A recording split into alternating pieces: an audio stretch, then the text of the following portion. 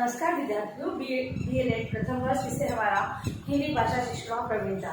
इसके अंतर्गत की आज मैं दोहरान करेंगे जो टॉपिक है जिससे संबंधित प्रश्न जो परीक्षा की दृष्टि से महत्वपूर्ण है वो लिया है भाषा शिक्षण के उद्देश्य।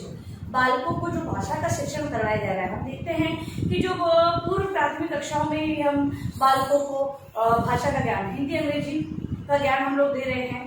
उसके बाद जहाँ पर वो उच्च प्राथमिक में आते हैं तो इसमें संस्कृत है, उर्दू, पंजाबी, सिंधी, मतलब तृतीय भाषा के रूप में ये भाषाएं जुड़ जाती है। तो भाषा का ज्ञान विद्यार्थियों को देना क्यों आवश्यक है? भाई बालक है वो घर पे आसपास में भाषाएं बोलता है, अनुकरण द्वारा भाषा के रूप को भी जानता है, तो कक्षा में या औपचारिक रूप से उसे भाषा का शिक्षण क्यों करवाया जाता है? किन उद्देश्यों को ध्यान में रखकर करवाया जाता है? अब जब तक वो घर पे रहता है तो जो जिस भाषा का प्रयोग वो करता है वहां पर सही क्या गलत इसका अनुभव वो प्राप्त नहीं करता है। लेकिन जब विद्यालय के अंतर्गत उसे मानक भाषा के रूप में भाषा का शिक्षण करवाया जाता है तो बालक के अंदर जो ज्ञान होता है वो एक मानकीकृत भाषा के रूप में ज्ञान प्राप्त होता है। तो जो भाषा उसे जिस भाषा का जो स्वरूप होता है उसका ज्ञान उसे प्राप्त होता है। तो इन्हीं उद्देश्यों को ध्यान में रखते हुए भाषा का शिक्षण करवाया जाता है। आइए कुछ बिंदुओं के माध्यम से हम इन उद्देश्यों को जानते हैं। तो पहला है बच्चों के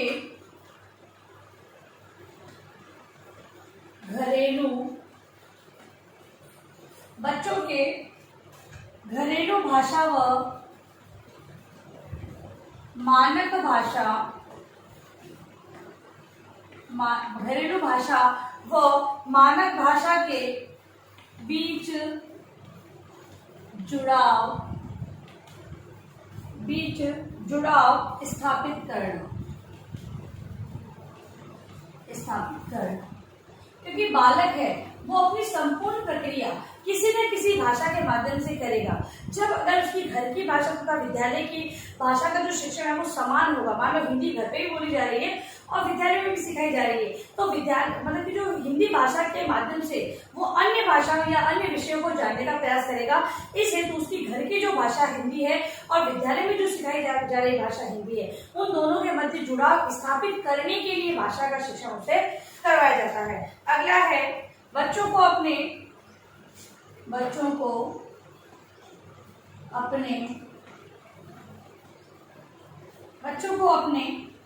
शब्दों में मौखिक व लिखित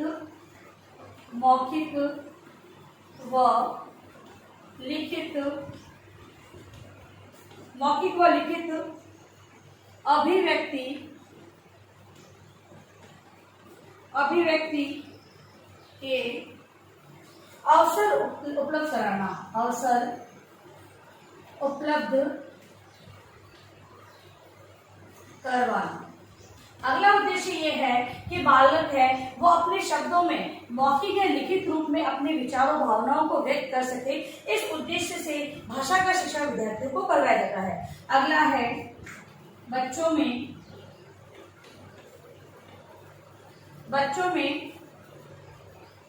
को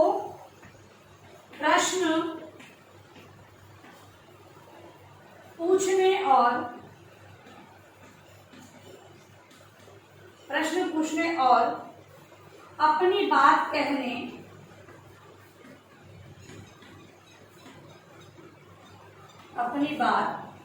कहने के भरपूर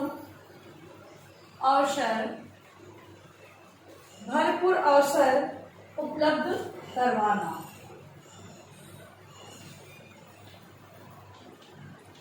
अगला उद्देश्य ये है कि बालक है वो अपने प्रश्न पूछकर अपने के अंदर जो संशय की स्थिति है या किसी चीज की समझ अगर विकसित करनी है उस हेतु उन्हें प्रश्न करने पड़ेंगे, तभी क्या समझ में उन्हें नहीं आया इसकी जानकारी प्राप्त हो सकती है। तो बच्चों के अंदर प्रश्न पूछने तथा अपनी बात को आराम से भरपूर अवसर प्रदान करने के लिए कि भाई अगर उसको भाषा सिखाई जाएगी तभी वो प्रश्न कर सकेगा तथा तभी वो अपनी बात को किसी को कह सकेगा।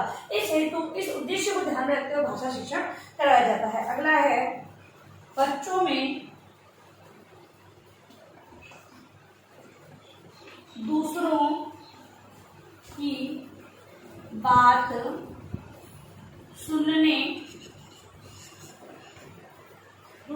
सुनने में रुचि और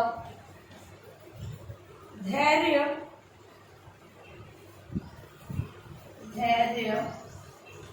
उत्पन्न करना, रुचि और धैर्य उत्पन्न करना, और सुनी हुई बात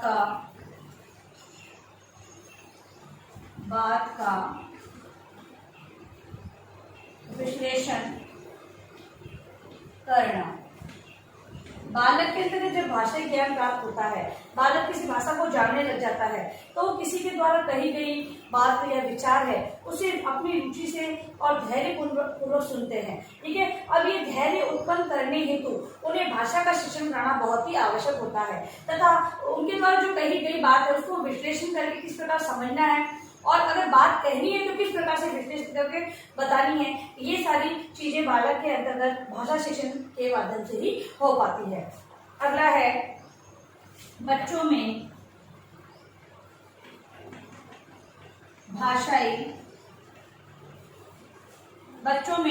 भाषाई पूर्व ज्ञान को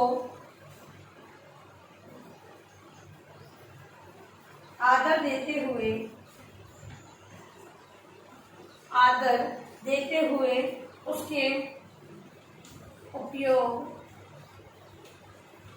उसके उपयोग से टिप्पणी करना। बालक है जब उसमें भाषा का ज्ञान प्राप्त होता है तो किसी भाषा को किस प्रकार आदर रूप से उसका प्रयोग किया जाता है और उस पर टिप्पणी दी जाती है, ये सारी चीजें उसके अंदर विकसित हो जाती है। अगला है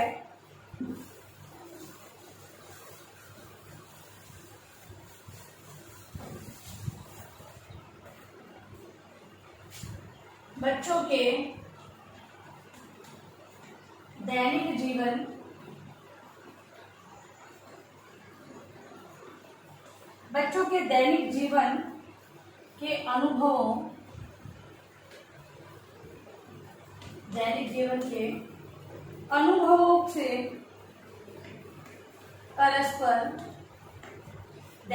के अनुभवों से परस्पर सीखते हुए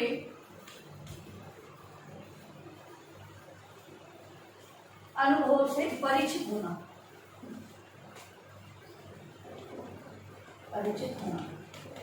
बालक है अपने दैनिक जीवन में जो भाषा के माध्यम से विभिन्न प्रकार के अनुभवों को जानते हैं, मतलब कि दिनचर्या के अंदर तो हर कोई व्यक्ति उससे मिलता है, अपने विचार व्यक्त करता है, कक्षा में विभिन्न प्रकार के टीचर आते हैं, अपने विचारों का आदान प्रदान करते हैं। यदि भाषा का ज्ञान उसमें नहीं होगा तो उन विचारों को वो समझ नहीं पाएगा और कहाँ पर किस प्रकार से उसका उपयोग करना है वो उस बात को नहीं जान सकेगा। इस हेतु भाषा का जब शिक्षण कराया जाता है तो बालक है वो अनुभवों से परिचित होने लग जाता है। तो दैनिक जीवन के अनुभवों से परिचित होने के उद्देश्य से भाषा का शिक्षण करवाया जाता है। अगला है विभिन्न संस्कृति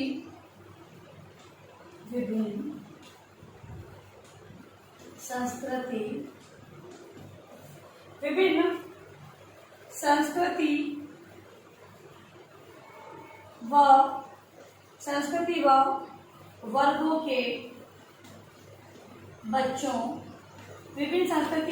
के बच्चों के अनुभवों को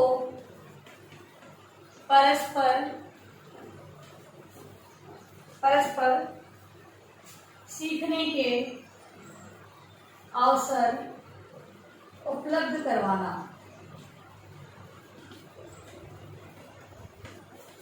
बालक विभिन्न संस्कृति से बिलोंग करते हैं, ठीक है, अलग अलग वर्गों से आते हैं, अपने अपने अनुभवों को लेकर वो कक्षा में उपस्थित होते हैं। अब कुछ चीजें ऐसी होती है बालकों को हम साथ में रहकर सिखाते हैं, विभिन्न सांस्कृतिक कार्यक्रमों में भाग लेते हैं।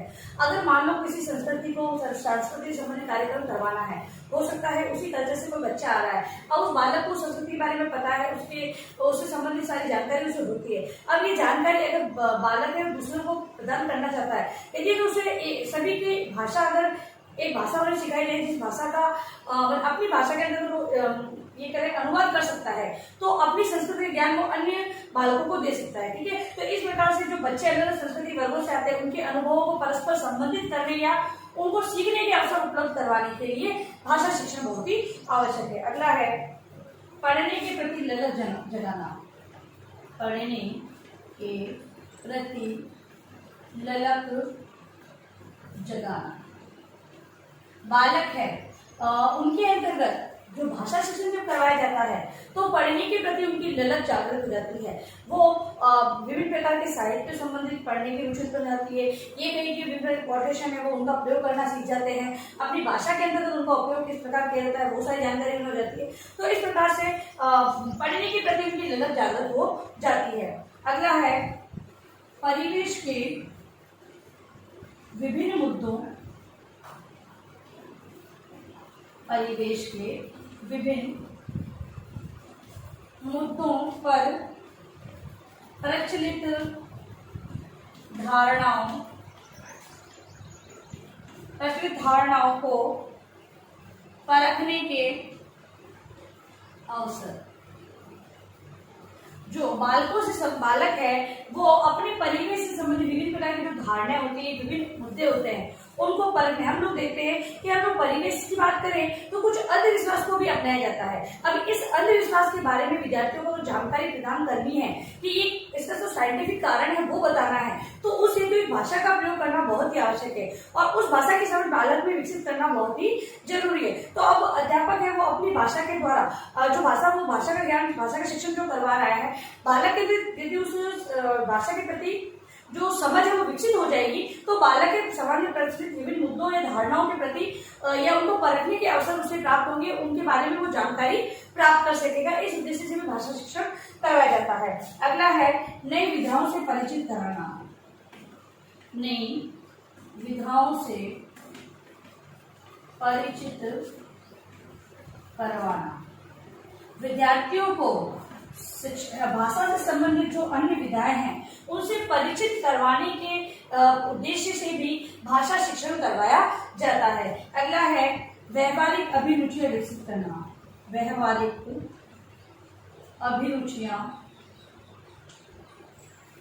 व्यावहारिक नहीं साहित्यिक अभिरुचियां, साहित्यिक अभिरुचि विकसित करना। बालकों के अंतर्गत जो साहित्य से संबंधित जो रुचि है उसका विकास करने के लिए भाषा शिक्षण बहुत ही आवश्यक है। हम लोग देखते हैं छोटे बच्चे उनको कहानियां सिखाई जाती है, छोटी कविताएं तुकबंदी से संबंधित सिखाई जाती है। बालक क्या करते हैं जब बड़े होते हैं तो उनके अंतर्गत ये रुचि होती है कि उनसे संबंधित कविताएं अपने आप बना लेते हैं, लिख लेते हैं। तो ये सृजनात्मक लाने के लिए पहले कोशिश या प्रयास किए गए हैं। तो भाषा शिक्षण में विभिन्न जो साहित्यिक विधाओं से जब उन्हें अवगत कराया गया तो साहित्य से संबंधित उनकी रुचि जागृत हुई तथा आगे जाकर उन्होंने इसे अपने लेखन में अपनाया था।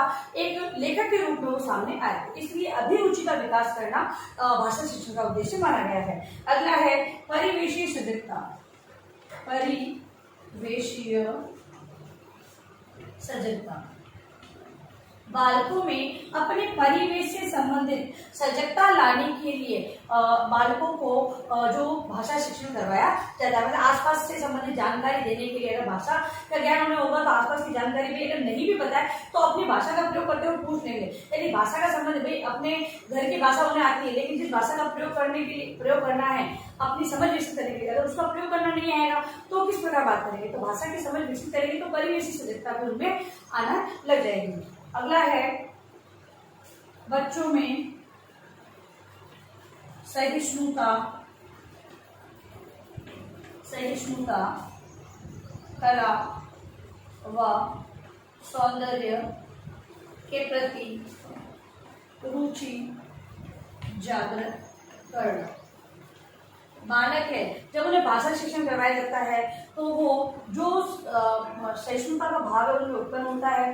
विभिन्न प्रकार की कलाओं का ज्ञान वो जानते हैं, विभिन्न सौंदर्य पक्ष के प्रति उनकी रुचि जागृत होती है तथा सौंदर्य को जानने के लिए वो उत्साहित रहते हैं। तो इस प्रकार से हमने देखा कि इन भाषा शिक्षण है वो इन उद्देश्यों को आधार मानकर ही बालकों को करवाया जाता है। लिखिए आप अपना गृह कार्य प्रश्न। आप लोग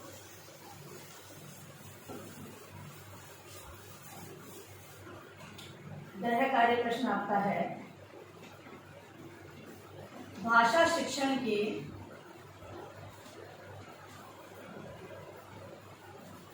उद्देश्यों का